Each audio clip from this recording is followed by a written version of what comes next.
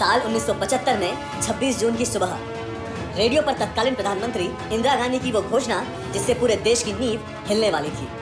इंदिरा ने कहा, भाइयों और बहनों, राष्ट्रपति जी ने आपातकाल की घोषणा की है, पर इससे लोगों को डरने की कोई जरूरत नहीं है। लेकिन इस ऐलान के बाद पूरे देश में हाहाकार मच गया।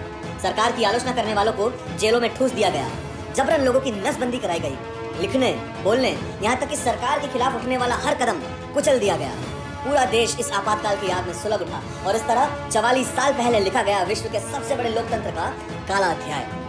सभी नागरिकों के मौलिक अधिकार निलंबित कर दिए गए। अभिव्यक्ति का अधिकार ही नहीं, लोगों के पास जीवन जीने का अधिकार भी नहीं रहा। 25 जून की रात से ही देश में विपक्ष के नेताओं की गिरफ्तारियों का दौर शुरू हो गया। जयप्रकाश नारायण, लालकृष्ण आडवाणी, अटल बिहारी वाजपेयी समेत सभी बड़े नेताओं को जेल में डाल दिया गया और लगभग देश की सभी जेल भर गई। आखिरकार 21 महीनों बाद यानी 21 मार्च 1977 में आक्रोश का यह सिलसिला थमा। पर आखिर सवाल ये कि कैसे पड़ी इस आपातकाल की नींव। दरअसल 1971 में हुए आम चुनावों में कांग्रेस पार्टी को जबरदस्त जीत मिली थी। सोशलिस्ट पार्टी के नेता राजनारायण को इंदिरा गांधी ने रायबरेली सीट से करारी शिकस्त दी। राजनारायण ने इलाहाबाद हाईकोर्ट में अर्जी दायर कर आरोप लगाया कि इंदिरा ने चुनाव में सरकारी मशीनरी का दुरुपयोग कर चुनाव जीता है। इंदिरा गांधी को हाईकोर्ट में पेश होना पड़ा। किसी भारतीय प्रधानमंत्री के कोर्ट में उपस्थित होने का अपने आप में यह पहला मामला था।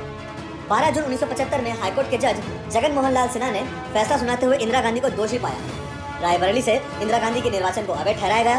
उनकी लोकसभा सीट रिक्त घोषित कर दी गई और उन पर अगले 6 सालों तक चुनाव लड़ने पर पाबंदी लगा दी गई। 25 जून 1975 को इंदिरा ने इस फैसले को चुनौती दी, पर जस्टिस वी.आर. कृष्ण अय्यर ने हाईकोर्ट के निर्णय को बरकरार रखा। इस पूरे फैसले ने विपक्ष को और आक्रामक बना दिया। फैसले के अगले ही दिन यानी 25 जून को दिल्ली के रामलीला मैदान में एक विशाल जन रैली का आयोजन किया गया, जिसकी अगुवाई की जयप्रकाश नारायण ने। उन्होंने इंदिरा गांधी को स्वार्थी और महात्मा गांधी के आदर्शों से भटका हुआ बताया। जेपी ने रैली में रामधारी सिंह दिनकर की एक कविता का अंश पढ़ा, जो कि बाद में नारा बन गया। सदियों की ठंडी बुझी राख सुबुगा उठी, मिट्टी सोने का ताज पहन इठलाती है। दो राह समय के रथ का घर घर नाद सुनो, सिंहासन खाली करो कि जनता आती है। सिंहासन खाली करो कि जनता आती है। इस प्रकार देश में पहला राष्ट्रीय आपातकाल 25 जून 1975 में लागू किया गया, जिस पर देश के राष्ट्रपति फखरुद्दीन अली अहमद ने हस्ताक्षर किए थे।